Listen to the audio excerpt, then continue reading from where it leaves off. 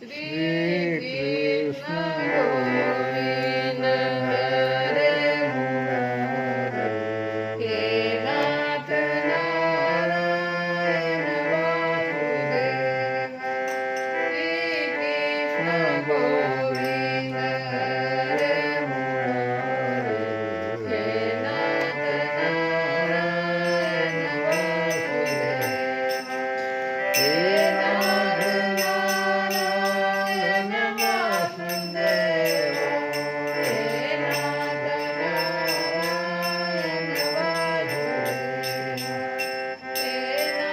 Narayana Vasudeva He Nath Narayana Vasudeva He Nath Narayana Vasudeva Shri Krishna Govinda Hare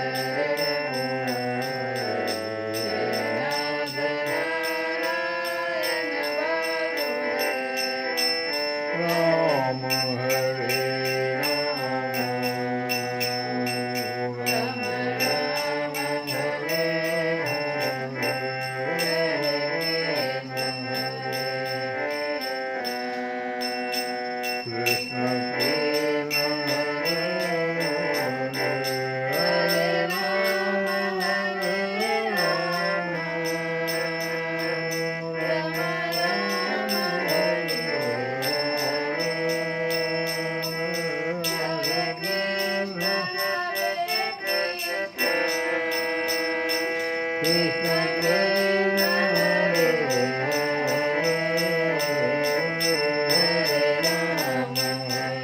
Vasudeva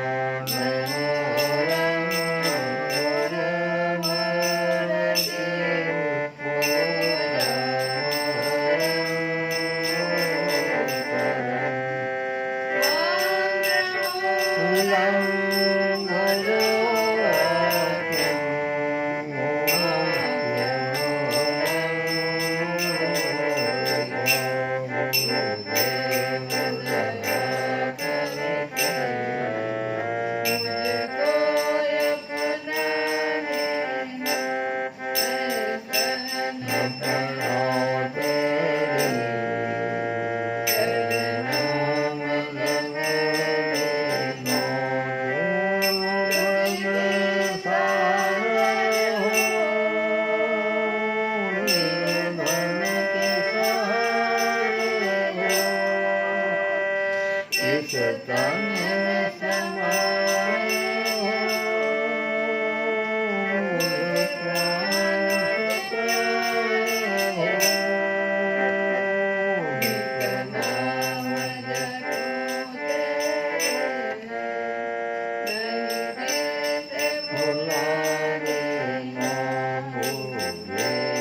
Hare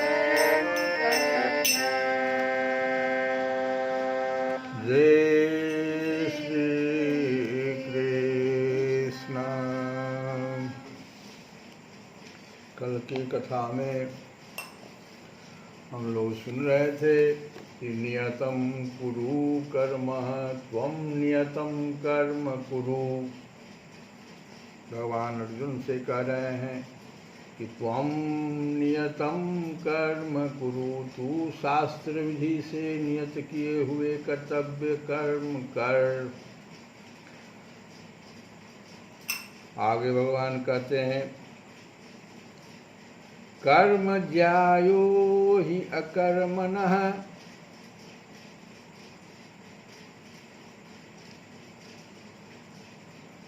Arjun का जो प्रश्न है यदि आपको कर्म की अपेक्षा ज्ञान श्रेष्ठ मान्य है तो मुझे घोर कर्म में क्यों लगाते हैं? इसी के उत्तर में भगवान यहाँ कहते हैं कि कर्म न करने की अपेक्षा कर्म करना ही मुझे श्रेष्ठ मान्य है। कर्म ज्यायो हि कर्मणः, कर्म करना श्रेष्ठ है तथा कर्म न करने से ये तो श्रेष्ठ है। अब क्यों ऐसा कह रहे हैं?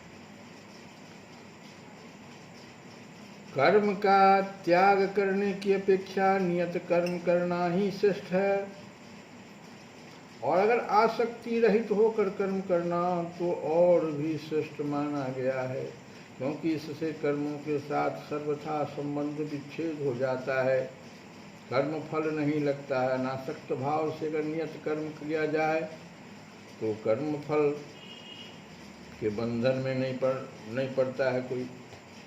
दूसरी बात कर रहे भगवान कि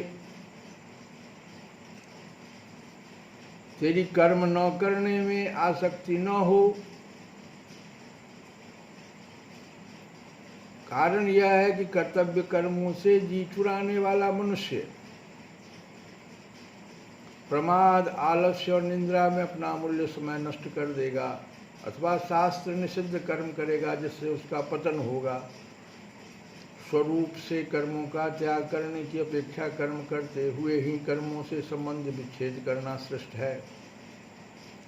कारण कि कामना, वासना, फलाशक्ति, पक्षपात आदि ही कर्मों से संबंध जोड़ देते हैं। चाहे मनुष्य कर्म करे अथवा न करे, कामना आदि के त्याग का उद्देश्य रखकर कर्मयोग का आचरण करने से कामना आदि का त्याग बड़ी सुगमता से हो जाता है।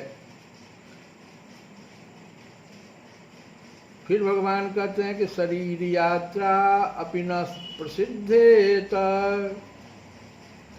अर्जुन के मन में ऐसा भाव उत्पन्न हो गया था कि अगर कर्म ही न करे तो कर्मों से स्वतः संबंध विच्छेद हो जाएगा। इसलिए भगवान नाना प्रकार की युक्तियों द्वारा उनको कर्म करने के लिए प्रेरित करते हैं। उन्हीं युक्तियों में से भगवान कहते हैं कि अर्जुन तुम्हें कर्म तो करने ही पड़ेंगे, अन्य की तो बात ही क्या है। कर्म किए बिना तेरा शरीर निर्वाह, खाना पीना आदि भी असंभव हो जाएगा। तो अर्जुन की कर्मों से अरुचि है, अर्थात उनके मन में कर्म न करने का आग्रह है। केवल अर्जुन की ही बात नहीं, प्रत्युत जितने भी लोग पारमार्थिक मार्ग में साधक हैं प्रायः ऐसा ही उनसे भूल हो जाता है।